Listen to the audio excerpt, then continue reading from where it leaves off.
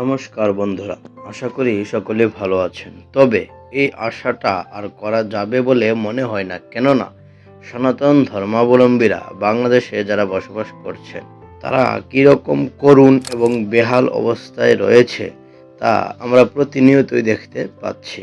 আজকে আমি অন্য কোনো কথা বলবো না এবং আমি কোনো শোকও প্রকাশ করব না, কেননা একটি কথা আছে যে অল্প শোকে কাতর এবং অধিক শোকে পাথর। আর বর্তমানে যারা সনাতন ধর্মাবলম্বী বাংলাদেশে আছে তারা স্বজন হারিয়ে পাথর হয়ে গিয়েছে। এখন আমাদের আর চোখে কোনো জল নেই, আমরা শুধুমাত্র ন্যায় বিচারটাই চাই।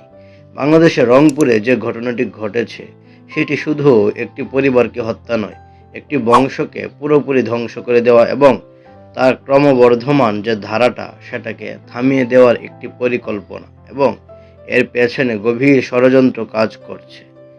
এটিকে ধামাচাপা দেওয়ার জন্য বিভিন্ন ধরনের নাটক, সেটা হোক প্রশাসন বা আরও উচ্চ কোনো পর্যায় থেকে করা হচ্ছে।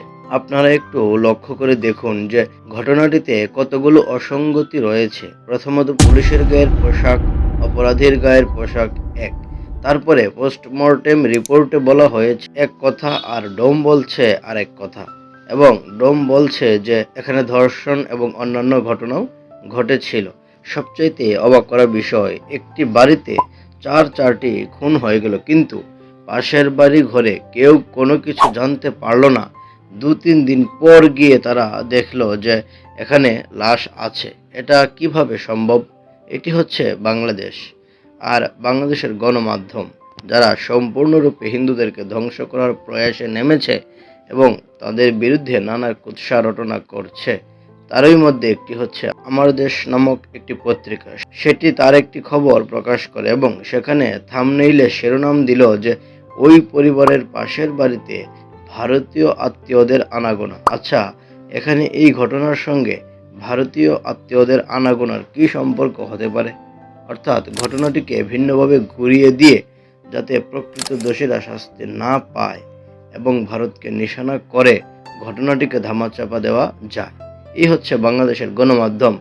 তাই আমি বেশি কোনো কিছু বলবো না, শুধু এটুকু বলতে চাই সরকার এবং প্রশাসনের কাছে, তারা যদি চায় যে এই দেশের হিন্দুরা সম্মানের সঙ্গে এবং তাদের সম্প্রদায় এবং ধর্মকে টিকিয়ে রেখে বাঁচতে, তাহলে দ্রুত সঠিক ঘটনাকে সামনে এনে দোষীদের সর্বোচ্চ শাস্তির বিধান করতেই হবে, নতুবা বাংলাদেশের হিন্দুদের এইভাবেই এই দেশে নিশ্চিহ্ন হতে হবে, যেটা কিনা কোনো সভ্য দেশের মানুষ বাঁচতে পারে না।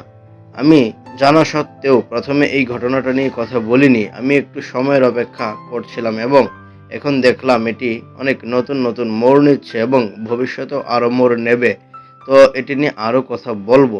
প্রিয় দর্শক, আমি আশা করব আপনারা ঘটনাগুলোকে একটু বুঝবেন এবং এগুলোর বিরুদ্ধে সোচ্চার হয়ে, হোক অনলাইন অথবা অফলাইন, নিজেদের অস্তিত্বকে জানান দিবেন। আজকে এই পর্যন্তই, কথা হবে পরবর্তী এপিসোডে। সেই পর্যন্ত ভালো থাকুন। ধন্যবাদ সবাইকে। নমস্কার। ওম শম।